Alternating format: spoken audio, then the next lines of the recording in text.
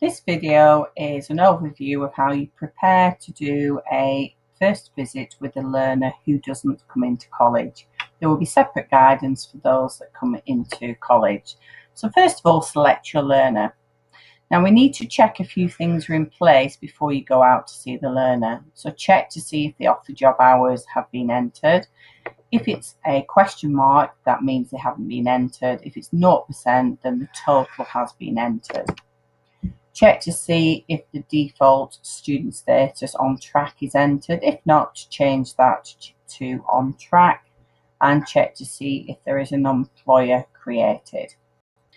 The next thing you need to check is that the learner has been allocated the two forms. So we've got the ILP Learner Part 1. So this is the form the learner will complete at that first visit. And then we've got the ILP Part 2. This is the form that you can actually prepare in advance of the visit. And then the final check is to go to the progress and just check to see if the ILP icon is visible. So we check to see, first of all, if we've got a login for the learner. We should be a login for the employer as well. We've checked to see their job hours have been entered. We've checked to see that this learner status has been entered and that all three forms have been allocated. So in advance of your visit, if you go to the forms and go to the ILP Part 2 Skills Coach.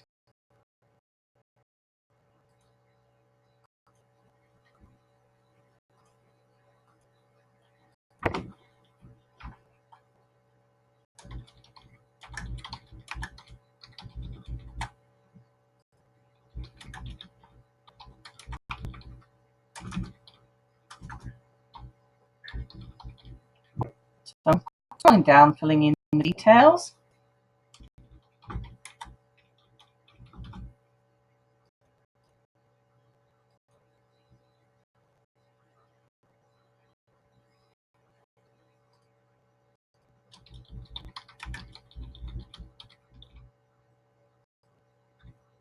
If you're unsure where to get the reference number and the version number from, if you get your tab and go to the Apprenticeship Institute for Apprenticeship,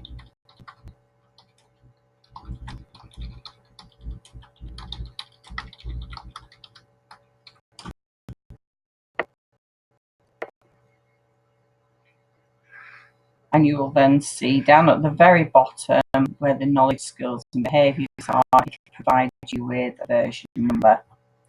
So it's always the most recent version. So there only is one version here anyway. So version 1, when the learner started, so that should be the date you see in the learner. So we said the 24th of September. Practical period start date is going to be the 24th as well. So we set the learner some work today. Planned end date, so this is the whole apprenticeship, including endpoints in this example here. So that's going to be the 24th of the 12th, because I've got 12 months and then 3 months for my EPA. But my practical period will actually be the 24th of September 2020. Let's change that to 24th of December 2020. Obviously for framework learners this will be removed.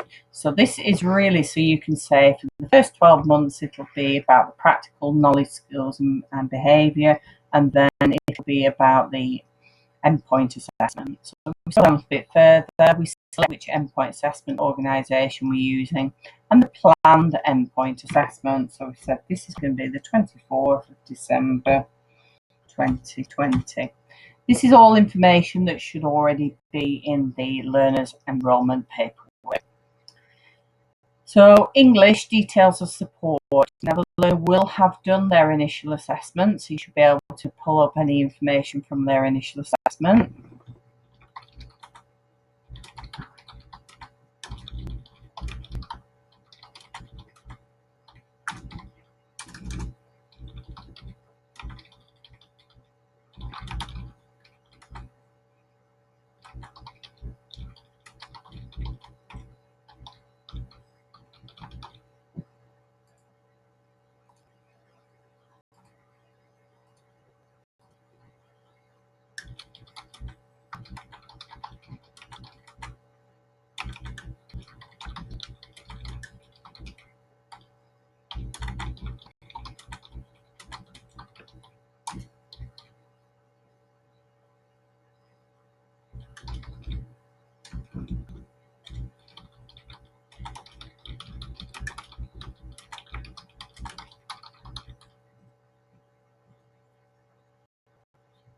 The beauty of preparing this in advance is when you go through the form with the learner, you can talk through it rather than typing it there with the learner.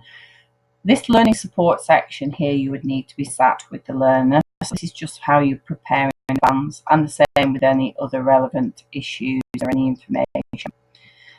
Okay, off the job hours, total required. So just put that, enter that into there. This information is then going to feed into the learner's ILP. Now, this section here is about the learner's apprenticeship training plan, and it says please complete a row for each component.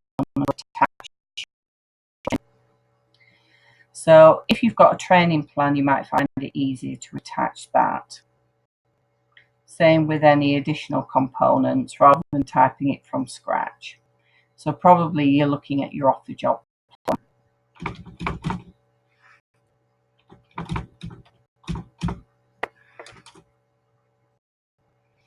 However, I recommend you add here, particularly for standards, because you can talk to the learner about when they'd expect them to go through gateway and go through endpoint assessment.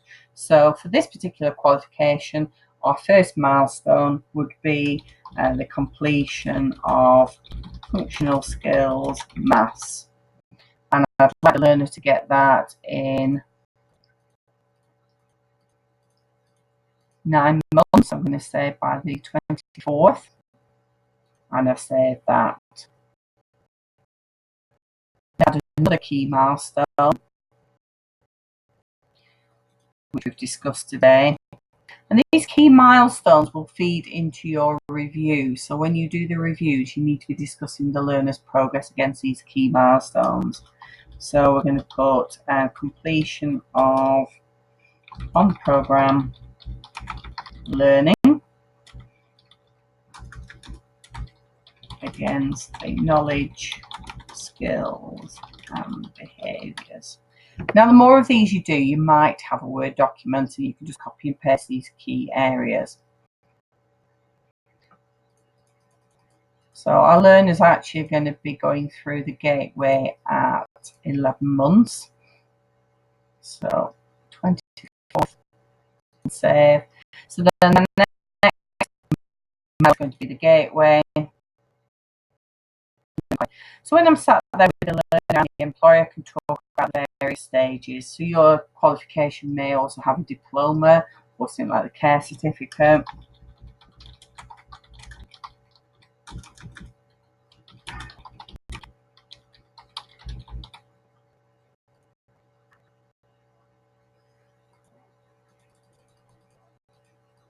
So this is going to be done by September.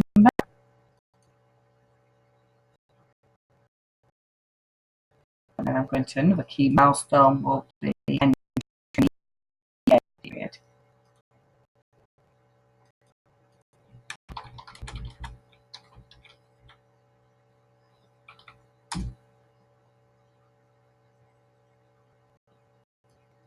You don't have to click on there, so I'm going to say the EPA period is going to be from the 25th of September. Just realised that's Christmas Day. We're saying the learner's going to be doing that by 2020 and save. Now this form can be updated and then you update the ILP itself. So now I'm just going to save that.